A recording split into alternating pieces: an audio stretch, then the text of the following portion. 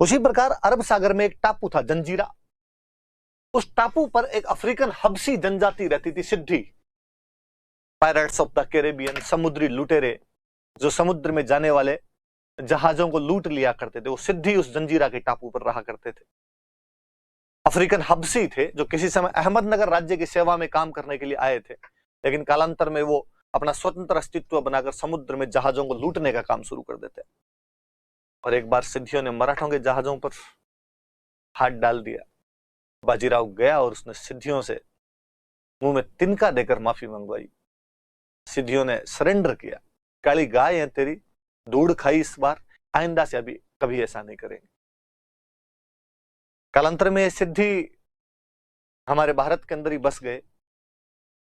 गुजरात के अंदर अब भी इनके कई परिवार रहते हैं, वैसे थोड़े अफ्रीकन टाइप के से लगते हैं। हार्दिक पंड्या की दादी या नानी इन सिद्धियों में से कोई एक है। मैं भूल रहा हूं कौन है, पर एक लीनेज इन सिद्धियों से कहीं से आती है, उसके परिवार के किसी एक महिला की, इसलिए आपको उसमें वैसे ही गुण से दिखाई देते हैं। आपको इंडियन कम और वेस्ट इंडीज या अफ्रीकन का सा ज्यादा लगता है, तो सिद्धि याद रखना। ये वो समय था जब बाजीराव अपनी शक्तियों को बढ़ा, हमारी पताका अटक से कटक तक फहरा देंगे। अभी 4-5 दिन से एक वीडियो बहुत वायरल हो रहा है जिसमें पाकिस्तान के भूतपूर्व तेज गेंदबाज रावलपिंडी एक्सप्रेस शोएब अख्तर एक किसी महिला पत्रकार से बातचीत कर रहे हैं, और महिला पत्रकार पूछती है कि आप फ्री डेज में क्या करते हैं आजकल, और वो कह रहे हैं, उसमें थोड़ा पुराना वीडियो है, इसमें वो कह रहे हैं कि किसी का नाम लेते हैं, किसी एक फारसी राइटर का, कि मैं उनकी पुस्तक पढ़ रहा हूं जिसमें उन्होंने इस्लामी सल्तनत के बारे में लिखा है, और उसमें बता रहे हैं कि उसमें सब चीजें बाकायदा नाम लेके सब तरीके से बताई हुई है।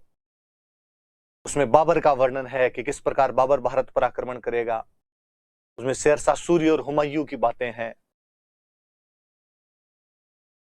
वो कहते हैं उसमें कि जैसे नास्त्रदम भविष्यवाणियां करके गया था, वैसे उसमें भविष्यवाणियां हैं, और उनकी भविष्यवाणियां सच्ची हुई है। शोएब अख्तर कह रहा है उसमें कि उसमें 65 की जंग का वर्णन है, 17 दिन तक जो चला था उसका वर्णन है। आगे की लाइन बहुत गौर करने वाली है।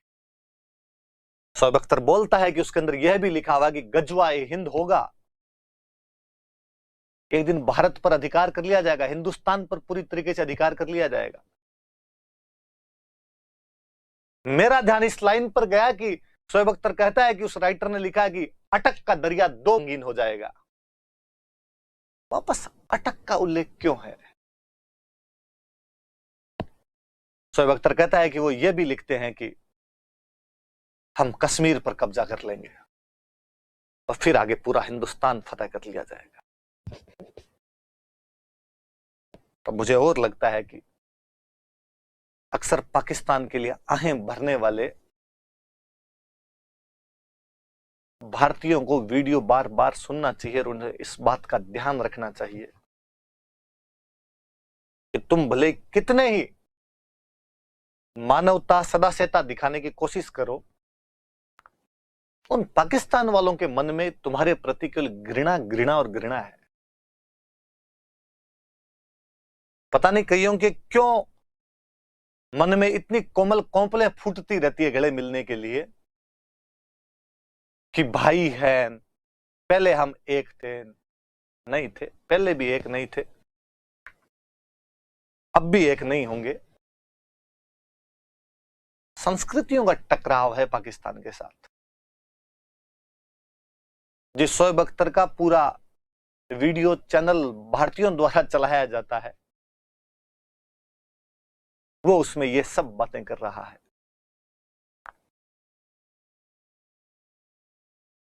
अटक बार बार आता है, इसका मतलब कहीं ना कहीं हमारे भारत की वैज्ञानिक सीमा अटक तक जाया करती थी। इसलिए जब तक अटक वापस भारत में सम्मिलित नहीं हो, तब तक अखंड भारत का सपना पूरा नहीं हो। हम अक्सर पीओके तक जाकर ही सीमित हो जाते हैं।